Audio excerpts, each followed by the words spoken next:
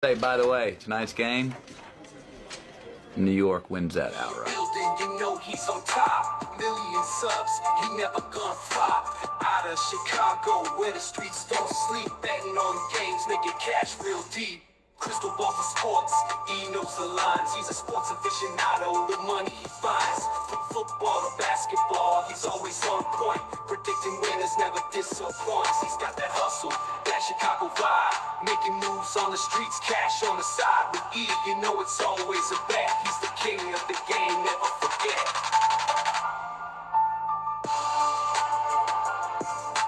Hello and welcome to the Etoft21sports Show for July 15th. How is everyone doing? My name is Erik. I'm the man behind Etoft21sports. Absolutely loaded episode for you today. My boy Jim is this week's special guest. Him and I will talk about the NFC South.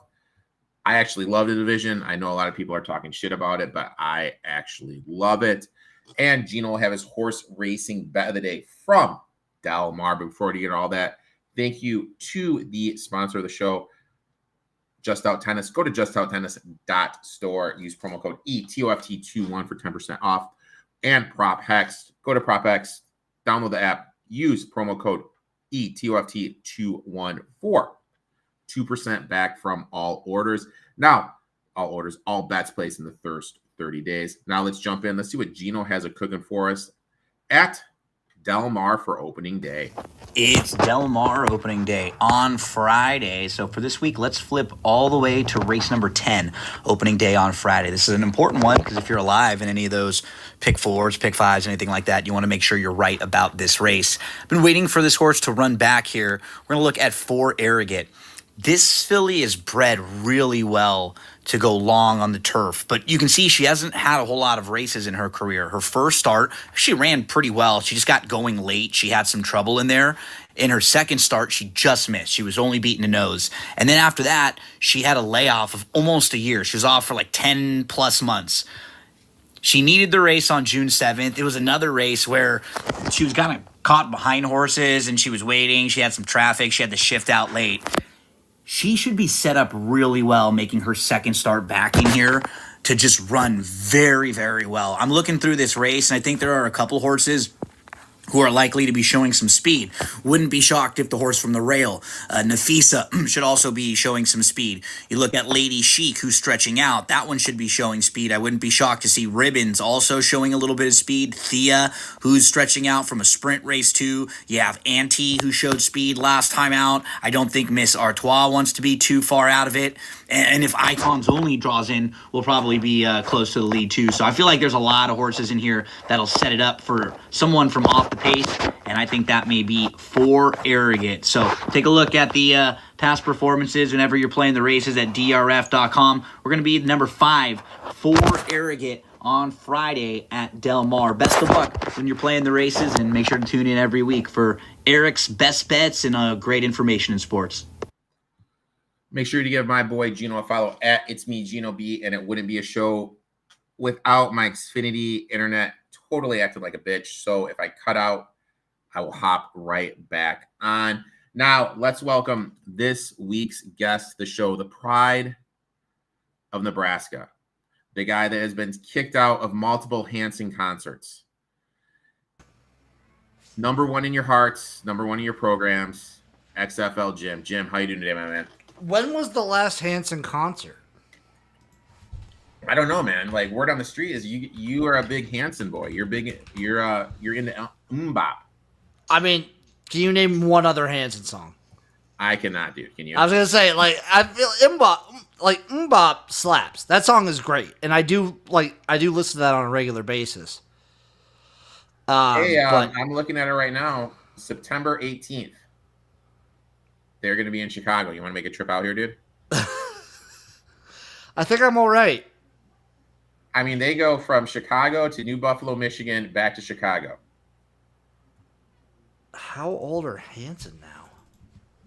Oh my God, it's Hanson, Green Day, Weezer, and Blink 182. So the music group Hanson. Taylor Hanson is 42. Isaac Hanson is 44. These guys are all in their 40s. Except for Mac Hansen. He's 31. He's my age. Mac Hansen, the baby of the group. The baby of the group, baby. All right, so I'm looking at this right here. A 1-day pass for old Riot Fest for when they're there on Sunday. Oh, Jim, only $124 for general admission, dude. Oh, only 124, dude. Only 124. You know what? I'm just kind of happy Hansen still got the play. they still got Hansen. Hansen still got the juice. Yeah. Look, as much as I would die to talk about Hansen and one of my old roommates, she was a huge Hansen fan. We're not here to talk about that. We're here to talk some NFC South. So let's jump right into it. We're going to talk first with the New Orleans Saints. The Saints, all these odds are via MyBookie. Saints are 320-1 to win the Super Bowl, 100-1 to win the NFC, 11-1 to win the South, over under 6.5 to make the playoffs, plus 800, minus 1,400 to miss the playoffs. What are your thoughts on my Saints, buddy? You want to put a cheeky investment on that minus 1,400? Like, what's the interest? You put $100 on that. What's the interest you get back? Put 1,000, you get a little like, you get like $40 back if you put 1,000 in. Jesus Christ! Why would you do that, dude? It's a guarantee, right? You're making $40. What's the interest? Like, it's better than putting your money in a bank. Jesus. Dude. This team might be. We know we were talking about this a little bit beforehand. This team might be the worst team in the NFL, right? I mean, they're brutal, dude. They are absolutely brutal. But I still kind of like. I was looking over all these teams going into the show, and one thing that I kind of found for most of them, if not all of them, kind of like the running back room, if I'm being honest. Jimmy likes the running back room? Don't hate, dude. I get it. Clyde Edwards-Helaire is Clyde Edwards-Helaire. Scrap them. But they still have Alvin Kamara, and I've always liked Cam Akers. Oh, my God. What do you got against Cam Akers? So I will say this. Like, way back when I did a lot of NFL draft stuff, when I was, like, trying to be cool, I was the biggest Cam Akers supporter. I was such a big supporter of him. Randomly, I got a T-shirt from his agent in the mail. I have no idea where the hell it is, and it was too small for my fat ass. That's sick, though. I appreciate the gesture. And then, then he just got hurt, and he's never been the same since his injury. No, obviously, but like, I don't hate the running back room. I mean, like, it's interesting. You got Miller from TCU. You got Kamara, who could get traded, and you got Clyde Edwards-Helaire, who's too small to be in the league, should be in the UFL, baby. Should be in the UFL. And then we have good old Cammy Akers with one good ankle. So it's an interesting running back room. It's going to get played because the quarterback room's disgusting. And something odd happened here in Chicago, okay?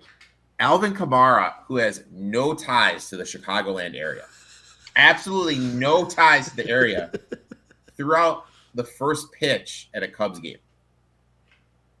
Why? That was the most random fucking thing I've ever seen. Is it a hint of something to come, maybe? Maybe a little hint of something to come. When I looked at it, the big story, Kellen Moore coming in to be the head coach. He's going to be calling plays. He wants to play fast. But let's be honest, why would you do that? With this roster, they should be playing slow, trying to grind out game, winning ugly, winning in the trenches, shorten the game, trying to run tempo with two back-up level quarterbacks and a shaky offensive line feels like a complete disaster. Now, when we look at the line, Erik McCoy is an elite center. Moving Penning from two guards should help, but they're relying on a rookie in Banks and Finagi, who they picked up last year or the year before, to be the two tackles. Protecting either Tyler Slaw or Spencer Rattler. Rattler looked overwhelmed when he was in there last year. 0-6 as a starter, 57% completion percentage, more picks than TDs. And I don't think Schlau's the answer. So my first bet is this, buddy. Are you ready for this? Well, first off, Eric, before you get to your bet, disrespecting my boy Jay Kaner. Jay can't, dude. He tried to do it. He's too fucking small, dude. I know he's a dog. He's a guy that I would love to see. Obviously, he never will because he'll be a perennial backup. He'll find ways to be on a practice squad backup. I feel like he'd be a guy that would exceed in the UFL. He's got that dog in him. I love Jay. 100%. 100%. He'd be the guy that takes you to that next level in the UFL. He's a great locker room guy. Locker room guy. But yeah, it's either Spencer Rattler or Tyler Show, and that ain't happening. So my first bet is this. Now, I had to think outside the room here. Now, hear me out, Jimmy. Everyone thinks it's going to be Archie Manning coming out. He's going to be the top pick. Saints are going to go. But just hear me out. What happens if Manning decides to stay because of the NIL money? What happens if Manning is just no good? Who is the Saints offensive coordinator? That's actually, I didn't look that up with the new roster change. Who is it? It is Garrett Nessmeyer's old man. Oh, are you? Oh, I see. I'm doing it. Give me Garrett Nessmeyer, top pick in the NFL draft, plus 800. I mean, is everyone on Arch?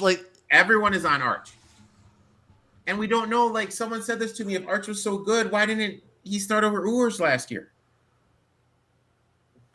I will stand by. I think Quinn Ewers before the injury was a pretty good quarterback. He's gonna take over for Tua. No, not that good. Not that good. You mentioned Kamara. Now look, I was high on him last year. He cashed for the first before he got hurt. But this is a different coaching staff and offensive scheme. The O-line coach that helped him thrive is gone, and more importantly, Kellen Moore historically does not use backs in the passing game. Which you got to with Kamara. Kamara's we saw it with Eckler when he took over in San Diego, or sorry, Los Angeles, whatever. You could say San Diego, it's fine. Eckler's receiving yards, production yards, all that went down, and he fell off the cliff. So I mean, it's just, I don't know. I think it's just a brutal thing. And if defensive stack the box, what are they going to do with him? Now, I have another bet, Jim. Lay it on me. Let's talk wideouts. Chris Olave, incredibly talented. Love Chris Olave. One of the smoothest route runners in the league. But he has 5 concussions. That's a huge red flag. I think when we look at all these wide receivers coming out of Ohio State, Harrison, JSN, I think Olave is the best one that's come out. But I think he's just too prone to injury, too prone to these head injuries. And we've seen as soon as he gets banged up, the Saints take him out right away. You have 2 backup quarterbacks throwing him the ball. I bet under 875.5 yards for him. What number did you get on that? 875.5. No, just minus 110? Yeah, minus 110. Yeah, now, Shaheed is a guy that fits the system. Moore loves to spread you out, big plays, misdirection, motion. That's what Shaheed is. But it comes down to, do you trust these quarterbacks to get him the ball? I honestly don't. But there's a wild card in the whole thing. And who is the wild card? The 35-year-old Mormon from BYU who's coming off a torn ACL, Taysom Hill. I think he's their best option right now at quarterback. I really do. I think if you look at everyone in the room, Taysom Hill is your best option. If you really want to win a football game in the NFL, Taysom Hill is the Saints' best option. I mean, I agree to a point, but if Taysom, obviously he's old now, and with the ACL, can he move like he used to? He just plows people over. That's fair. That's understandable. He doesn't do anything. They're just going to be running QB power. I would love that. If it were up to me, Eric, and I were coaching the Saints, I would turn this team with Taysom Hill into a triple option team. Just run the triple option. Run the triple option. I'd trade Kamara and get a beefier running back. That's what I would do. Get a thick boy. I mean, Because Taysom Hill's throwing, like, let's be real here. His throwing ability is not better than either Rattler or Show, or like he's not a great thrower of the football. No, he cannot sling it.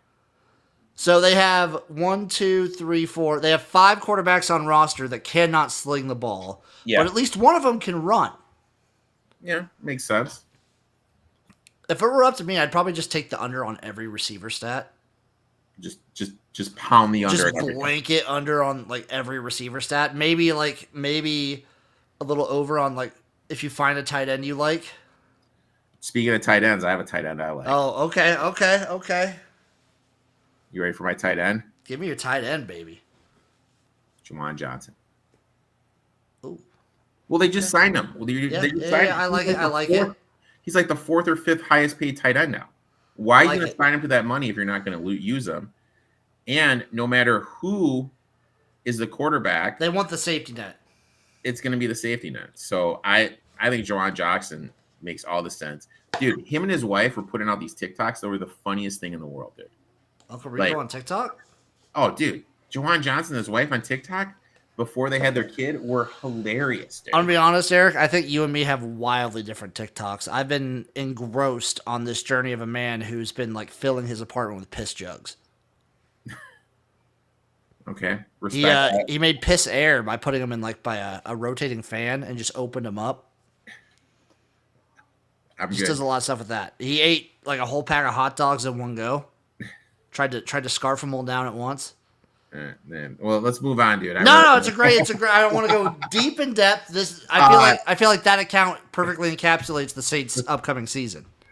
Brandon Staley is the new DC. Now he came into this league as a genius. He's bounced from the Rams to the Chargers. He was with the Green Bay last year. With San Francisco. I just think it's a weird fit. I mean, when you look at what he wants to do, he runs the Fangio system. And the thing with the Fangio system is you want your DEs to be able to stand up and drop back into coverage. Cam Jordan and Case Young can't do that. They put their hands down. They want to get to the quarterback.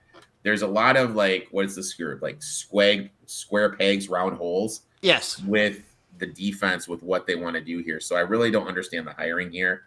I mean, overall, when we kind of step back and look at it, QB situation's a mess. Kamara's 30, overused last year, got hurt. Scheme won't feature him. Isn't as good as what it was for him last year. Olave's health is a major concern. Offensive tempo doesn't fit the roster. And the defense has scheme and fit issues all over the place. I really think this is going to be the worst team in the league. I 100% agree. As an aside, Chase Young, can we call him a disappointment? Is that like fine to say? Yeah. Okay. For like the level of hype I remember Chase Young getting in college. Oh my God, he was all that. Yeah. Like all that in a bag of chips and just turned out to be a dud. He has moments, but like, yeah, I think this team will be easily. I think it's no stretch. I feel like everyone is calling them the worst team. I haven't seen a publication that has not had the Saints bottom of the league. I can't think of another team you put below them. Browns, maybe? Maybe, but even then, the Browns have some things I like. Like, I said the running back room here, but I was like, I kind of like the running back room. All right, here we go. The Browns, I at least, like, I know that I like their coach. You like the coach? For the Browns, I mean, I've liked Moore a long time. But I like Stefanski, dude. I like Stefanski. I've liked Moore as a coordinator. I liked him, obviously, in college, but never seen him as a head coach, so I have no idea. All right, here we go. I'm looking at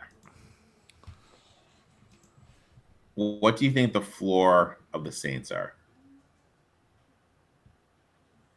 1 win, 2 wins? I think 2. What's their schedule? Let me see I think 2. Let me see their full schedule here. I mean, I think 2. What's their ceiling? What's their ceiling? 4? Yeah. Yep. Yeah, so I could see him getting like I could see him getting the Patriots. I could see him maybe getting Atlanta after the bye. And they always play the Bucs close, so I never know. Titans, Baker, maybe. you're not a Baker guy, Jimmy. I'm Erik. You can get the Titans. Yeah. I'm a big Baker guy. Okay. I'm a big Baker guy. Let's move on to the Panthers. Panthers 120-1 to win the Super Bowl, 75-1 to win the NFC, 4-1 to win the South, over under 6.5 to make the playoffs, plus 230 to miss the playoffs, minus 290. What say you about the Carolina Panthers, my friend? This is the everyone's cute pick, like the analytics like cute pick. Everyone seems to be getting super high on the Panthers, and I want to get there. The end of the season play by Bryce Young last year gives me hope, makes me happy, and again, kind of like the running back room. I like Chuba Hubbard. I like Trevor Etienne coming in. I do. And I like Dowdell. But when I look at this team, I am not sold at all on this receiver room. I don't believe. Fair enough. I don't believe, Erik. You're not a true believer. I like Bryce Young a lot. The size isn't quite there. This is a middle-of-the-pack team in my mind that will have flashes, but never actually do anything of substance. Also, like the worst owners in the NFL by far. Did you see the thing where the owner stopped at an Applebee's or a restaurant and bitched because there's a sign talking shit about him? That's wonderful. That sounds exactly like something he'd do. God, I do want Tet McMillan just to ball out though. I have to warn you, Jim. My Xfinity is acting up, so if I cut out, you're gonna have to take over the stream until I get back. That's fine. Okay. That I could do. I was just saying, I really want Tedero and McMillan just to ball out. I want it so bad. He could. And I look at it like this. This is a make or break season for Bryce Young. Offensive line, it actually took a big step forward in 2024. Gilbert is back, second season as the O-line coach. And they crafted together a top 10 running back unit, improved pass protection significantly. When we look at it, Lewis and Hunt, massive free agent pickups. Morton's going to be solid on the right side. Iguanu showed flashes at the left tackle.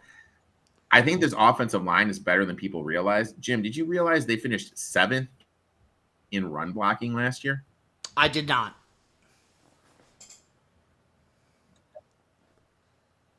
Non-numbers. 14th in pass blocking, 4th in adjusted yards, real improvement. So what's the issue? It's the quarterback. It's Bryce Young. Look, I get it. He's smart. He works hard, says all the right things, but he's small, limited physically, needs everything around him to be perfect. And unfortunately, that's not the case. When we look at their offensive rankings last year, 23rd in points, 29 in total yards, 30th in passing yards, 27th carry, and 8th in rushing touchdowns. They actually were effective on the ground. The problem, they just didn't run enough. This team needs to lean on the run game more, especially with the talent they have up front. The quarterback still trying to wide receivers. They have Xavier Legette. You mentioned McMillan with the 8th overall pick.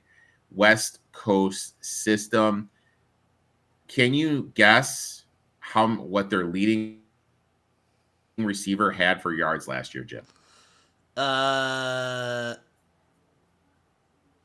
649.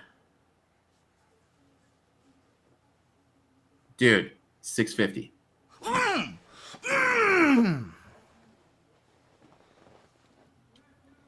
And how many? What was the number of the guy with the most? What was the number of the most receptions? It's gonna be tougher for me. I'm gonna guess Uh,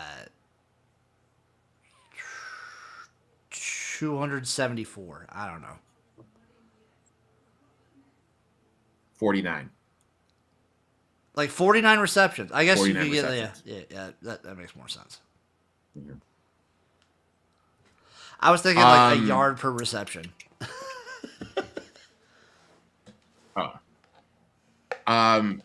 Offensive scheme. Now look, this is no secret what he wants to do. They want to get the ball out of the hands of Bryce Young first. But the thing is Young isn't able to read everything quickly.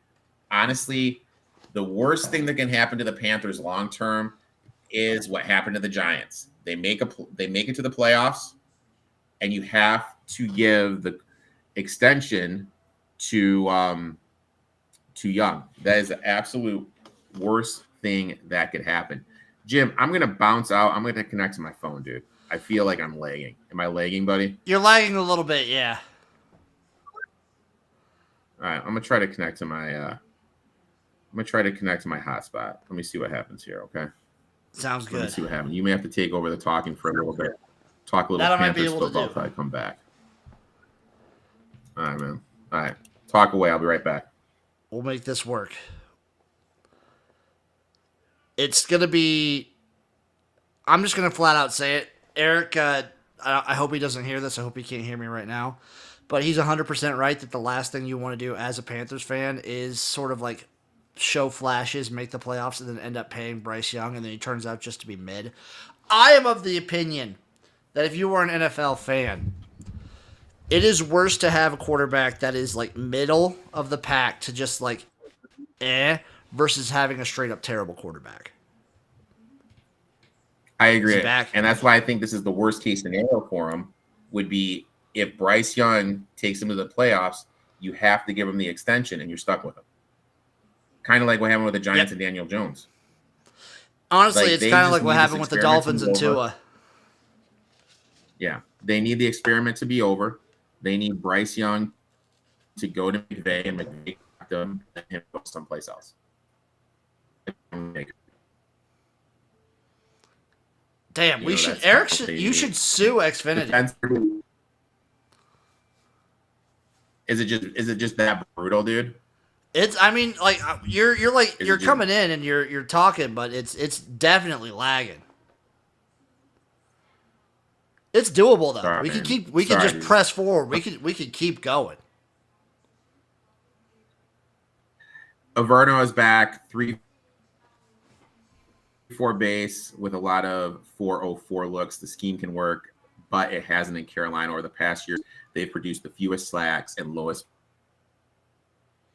pressure weight in the NFL allowed. Most rushing TDs allowed for the second straight year. They brought in this right now. Brown, Ooh. Wharton.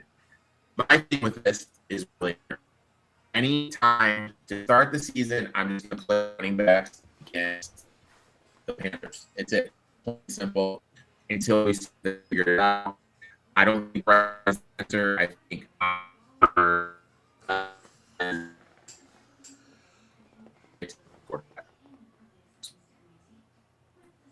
It was better before. Dude, I get let me try back. Hold on a second. It was better. Yeah, it was better before you switched over. I think he was discussing, and I'm going to translate here for Uncle Rico, that the Panthers defense is booty cheeks. And when you spread the booty cheeks out, the Panthers, unlike a well-maintained person who is clean, maybe they have a bidet, they wash, the Panthers are just letting it all there. Maybe a dingleberry, it's hairy, it's unkempt, and it's disgusting to watch. And that will be the Panthers' display on defense. He's back, I think. Am I back? Can you hear me? You're back. You sound better. You're still like you're lagging, but you sound clearer now than you did over the phone.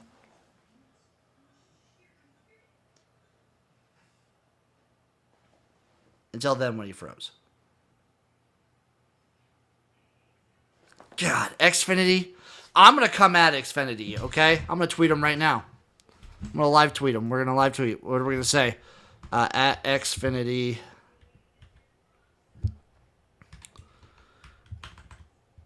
At Xfinity. Go fuck yourself to death.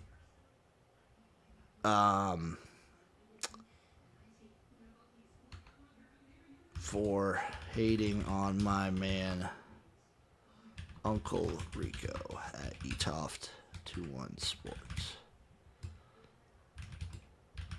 Hate. I don't know if he's ready to move on yet, but I do have a bet on the Panthers. As much as I said they're like everyone's cream, like they're the analytical darlings of the division. I hope I'm back, dude. I hope I'm back. I hope you're back. I live tweet. I did a live tweet while you were gone. I said some bad things to Xfinity. All right, so let's move on to the Falcons here. Well, I had a bet. I had a bet on the Panthers. I had a bet on the Panthers. Sorry, bud. Sorry. Go for it. Panthers win the division plus 400. Oh my God, you're doing it? I'm calling my shot. Jimmy's doing it. I was just about to say. I was just saying, like, hey, they're the analytical darling. Everyone's loving this team. Bada bing, bada boom, bam. I got one more bet, but it also includes another team in this league. Oh, so I went on Xfinity to bitch. It says an outage has been detected in your area. Oh well, I mean, thanks Xfinity. All right, I already tweeted them. Falcons 70-1 to win the Super Bowl, 31-1 to win the South. Sorry, 31-1 to win the NFC, plus 238 to win the South. Over under 7.5. Make the playoffs plus 155 to miss the playoffs, minus 130. Minus 190. Now I have a rant about this team, Jim, but I'll let you go first. What the hell are they going to do with Kirk Cousins? Okay. I mean, if that just goes right into your rant, I'm sorry, but like, what the hell are they going to do with Kirk Cousins? This is my rant, okay? They did that motherfucker dirty as fuck. Okay? Oh, I forgot Erik Cousins. Eric's like a super big Kirk Cousins guy. My bad. Well, he went to Michigan State. Yeah, I get it. I understand. He signed a huge deal to go there. Now you draft Penix overall. Now there's a little show on Netflix called Quarterback. You know what we found out in Quarterback? That Kirk Cousins had a shoulder and wrist injury right when all his stats started to decline. And the Falcons didn't say one word, and then Penix came in. I think this organization is trash. Honestly, how can your quarterback have these injuries and you do not say anything? Every Friday, there's an NFL injury report that comes out, and nothing was said. Now, in the first round, what do you do for this year in the first round? You grab 2 pass rushers. You don't improve your offensive line. You don't add another weapon. The only real win last season with a team with a pulse was the Chargers. So I don't get this, that the Falcons are this sleeper team. Now mention Cousins, okay? Cousins, 7-7 last year. Averaged 250 yards per game. Penix, he has lone win was against the powerhouse known as the New York Giants. He averaged 186 yards per game. I really don't feel that resume screams, hey, I'm ready for prime time. Now, the Falcons were 6th in total offense, 5th in passing yards, 10th in rushing offense in 2024. With Cousins leading most of the production. Now, the O-line's weaker. You're rolling out basically a rookie quarterback with a longer release, no mobility, and an injury history. Penix is a terrible fit for this offense. This is a Sean McVay system where timing is everything, ball out fast, first read throws. That's not Penix. He wants to stand back, load up, go deep. It doesn't work here. I think he's awful in this fit, and I'm fading him.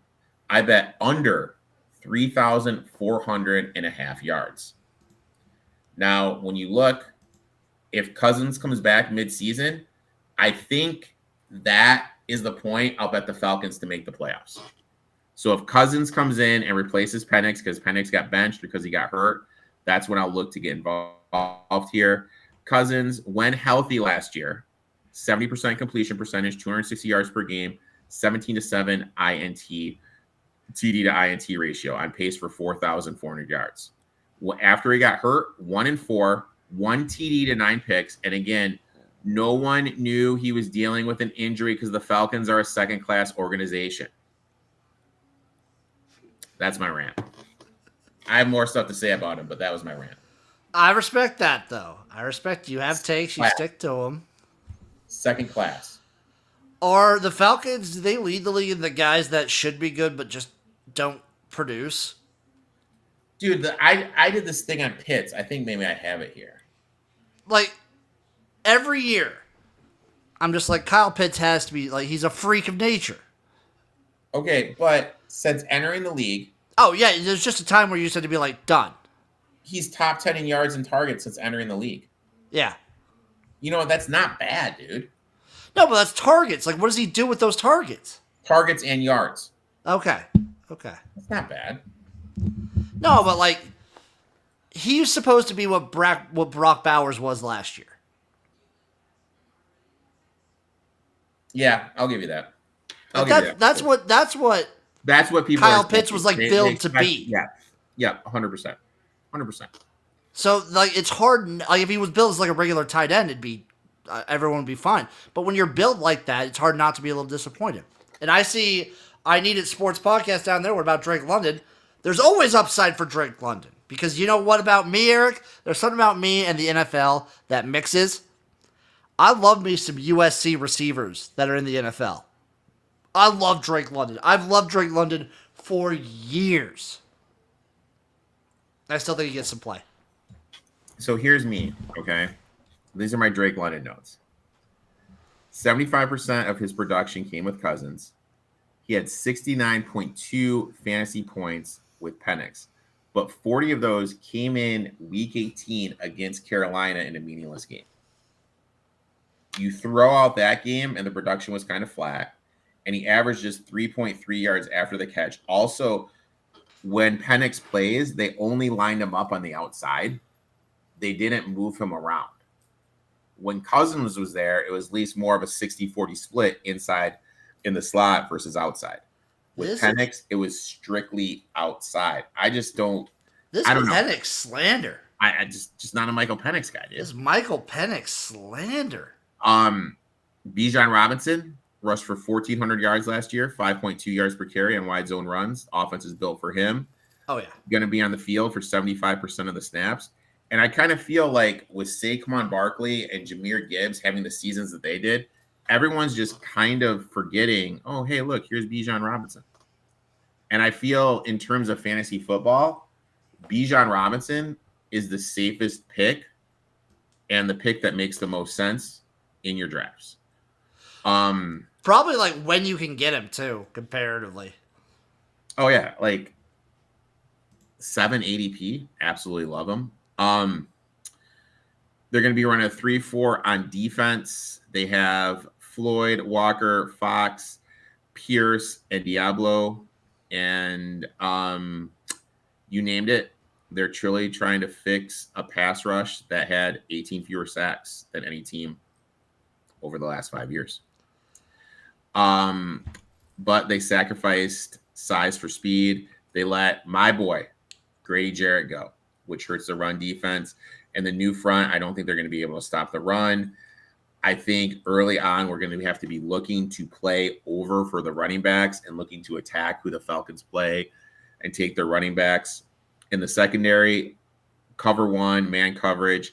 AJ Terrell will shadow more. Jesse Bates is now going to be unleashed as the ball hawk instead of in safety coverage. But then again, I just think I'm not a Penix guy. He's only made it through one season in college where he didn't get hurt. Long release, no mobility, injury history against an offensive line, which is going to take a step back because it lost its 2 guys from last year. To me, this is a pure stay away. I have Penix under in yards. And as soon as Cousins returns midseason, that's my bold prediction, I'm going to bet the Falcons to make the playoffs. I'm also not really touching anything with this team. I will say this. The Falcons are one of my teams that has like, oh, Jim's going to be in like a couple fantasy drafts. he's going to get cheeky and draft a rookie that he thinks like he loved in college, but has no idea if they're going to produce or not. Can you guess who I'd be drafting on the Falcons?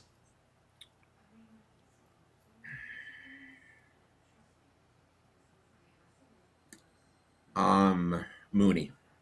Nick Nash, San Jose State, wide receiver. My boy Nick Nash, dude. I love that guy. I love Nick Nash, dude. How he did not win wide receiver of the year last year in college football is the biggest travesty. He's gonna be he's one of those guys, Eric. I fall for him all the time. I don't know if his game translates to the NFL at all, but I'm in love with him and I'm gonna draft him somewhere. I love me a little Nicky Nash, dude. I have to draft. So, like, my 2 rules for fantasy is I have to draft, like, just a rookie I'm in love with, and then I have to draft a spring football guy. And my go-to guy's hurt for the year, so I can't draft Donald Parham anymore. Donald DP's hurt, dude? Yeah, I'm pretty sure he got hurt early on in the summer. All right, where do they have Nash listed on the depth chart here? Oh, Jesus, dude. No respect for Nick Nash, dude. I know, he's deep, right? He is low. He is low. He'll get up there. I mean, training camp hasn't started yet. He'll get up there. He'll get up there. All right.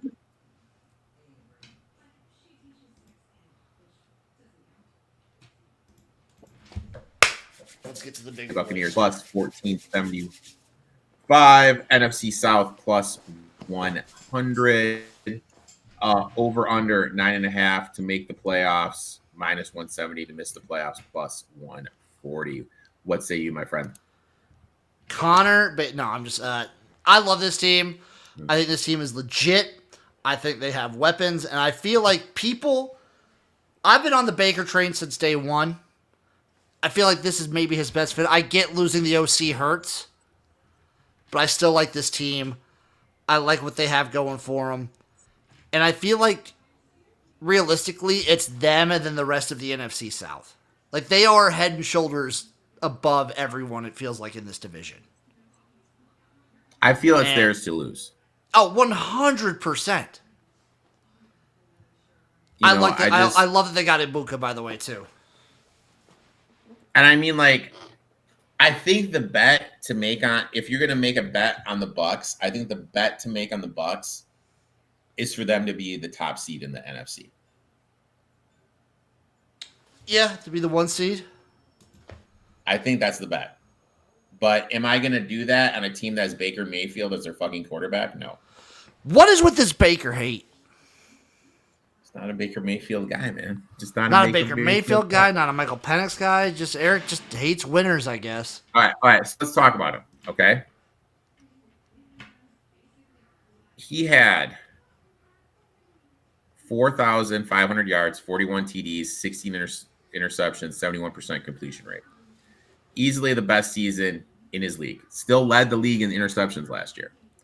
But that's not really who he is. When we look at him for his career, he's never topped 3,800 yards before last year. And he was a 60% completion guy. Liam Cohn is gone. This is going to be the 4th OC in 4 years. Is Josh Gizzard the guy who's never called plays? He has never called plays before. Is he going to be the guy that takes Baker Mayfield to new heights? I don't think so. Up front, they brought in Kevin Canterbury as the O-line coach. Zone blocking concept. Bucs 8th in pass blocking, 29th in run blocking. They just need to do a better job with the run for my boy Bucky Irving. Kristen Wirfs is elite, 1st in pass blocking, but outside of him, there's not much to get excited about. And guess who got hurt earlier in the week? Kristen Wirfs. If he's not able to play, that's going to be a big step for them. Barton looked really shaky in his first year. Absolutely no depth behind the starters. Gizzard, wild card, smart guy, went to Yale. He's green. The offense will feature some wide formations, a lot of pre-snap motion, heavy play action, things Baker has done well. But we've never seen him make real game time decisions. That's what kind of worries me. Now, look, I love the kid from Ohio State. I love that kid as a player. Love him as a wide receiver. But you already have Chris Godwin and Michael Evans. It did make 0 sense to me as a draft pick. It makes zero sense. Maybe get someone on the offensive line. Maybe get someone at the defensive side of the ball. I feel that pick was more of a luxury than a need. Godwin, by the way, was on pace to be wide receiver 2 last year before an ankle injury. If he bounces back, great, but there's no guarantee. Mike Evans, you're going to get 84 catches, 1,000 yards, ATDs like clockwork. And he's going to be the steal here in fantasy because he's going to go in the 4th and 5th round. So Mike Evans is the clear steal in fantasy football. I love Bucky Irvin. I think he fits the scheme perfectly. Last year, the Bucs were 5th in breakaway run rate, 6th in explosive runs, thanks to the pin and pull concept where Bucky thrived in.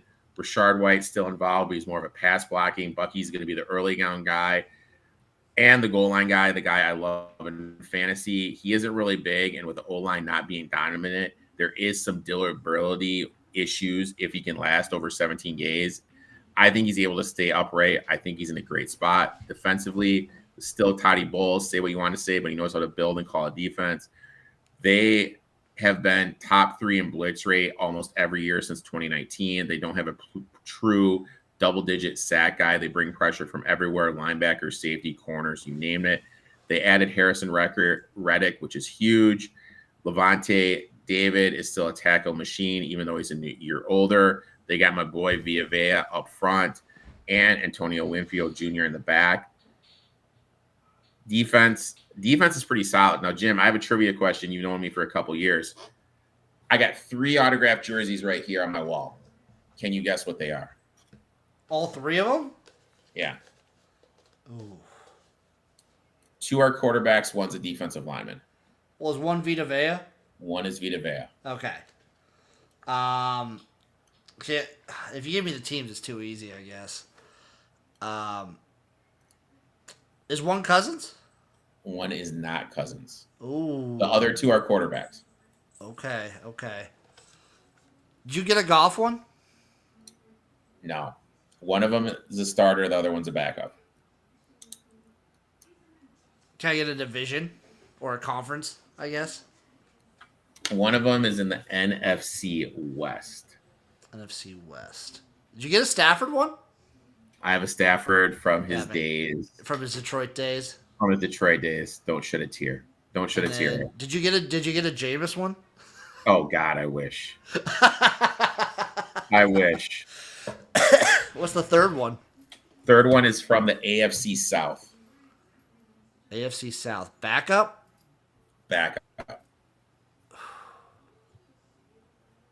I'm drawing a blank here. Responsible for the best TikTok I've ever done in my life.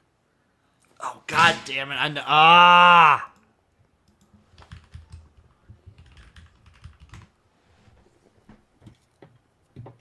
Damn it. Oh, Jim, I'm disappointed in you, buddy. I know. I'm disappointed in you, bud. What is it? Davis Mills. Davis Mills. I can't believe you got a Davis Mills. And I have it autographed. Bottom line, we just kind of look at it. I think Baker's due for a regression after his career best year. I'm worried about the offensive line, offensive coordinator who's never called plays. Mike Evans is still value. I don't really know what's going on with the 2 wide receiver. What are we going to look for there? Absolutely love Bucky Irvin in the system. Defense is still aggressive, going to be blitz heavy. Tampa, 10th easiest schedule. They made the playoffs 5 years in a row. I think there's a clear path to top speed, but I don't trust Baker. I don't trust the OC. To me, if you're going to bet the team, you bet them to be the top seed. That's it. That's Wait, they got Tez Johnson too? Yeah. Why? It doesn't make any sense, I know. I fucking love Tez Johnson, though. So undersized. So undersized. So undersized.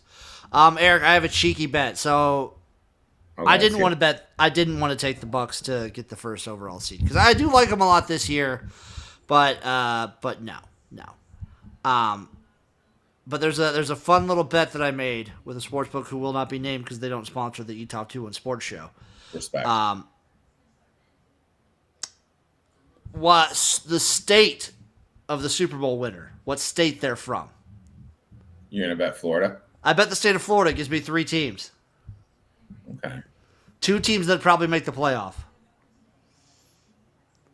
So Bryce from the I Need a Sports Pab. That's why I picked them.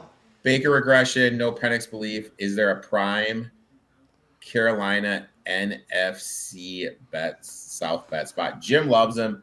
My thing is this. Long I took him term at plus 400, just so you know. Long term for the franchise, that would be the worst thing that could happen for him. Oh, 100%, but that means it will happen. Because they're going to be stuck in the rut that the New York Giants were. And that is absolutely brutal for him. Or maybe Bryce Young's just that dude. Bryce Young is not that dude, man. Maybe he's just that guy. My 10-year-old nephew is bigger than Bryce Young. Maybe he's just that guy. My 10-year-old nephew is bigger than Bryce Young. Dude. Speaking of size, since I just mentioned him, I feel like I could snap Tez Johnson in half. Erik, he's listed at 5'10", 165. So that means he's 5'8", $140. Yeah. So a little rough. A little rough around that. How many more seasons Mike Evans got left? I think Mike Evans is going to play like for 6 or 7 more seasons. How many more seasons does he have left at this level? 2. Like, is Mike Evans a Hall of Famer? Oh, for sure. There you go. Thank you. For sure. I think 100%. Thank you. Dude, to have 1,000 yards like every year. Every season, right? I think he's talked about how much he wants to play, how much he keeps playing. I think he's going to have that Jerry Rice thing where he ends up on like some random team. You remember how Jerry Rice ended up on the Raiders? Yeah. I think he's going to end up on like some random team like the Texans or. It'll just be like, you remember when he played for the Texans?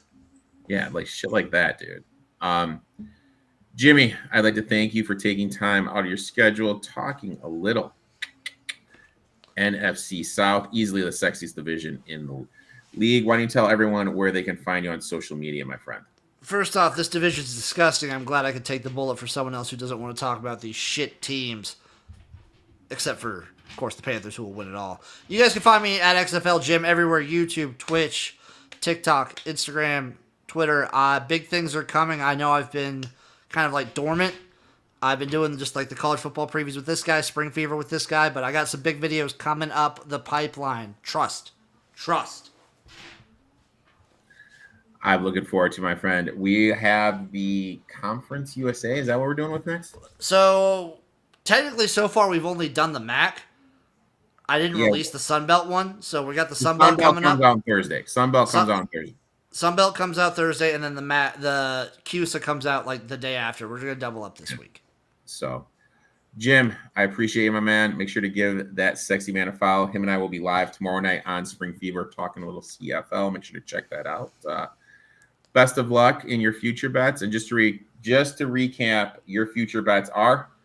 I am taking the Panthers to win the division, and then I'm taking a team from Florida to win the Super Bowl. But I didn't hate your Penix under, just so you're aware.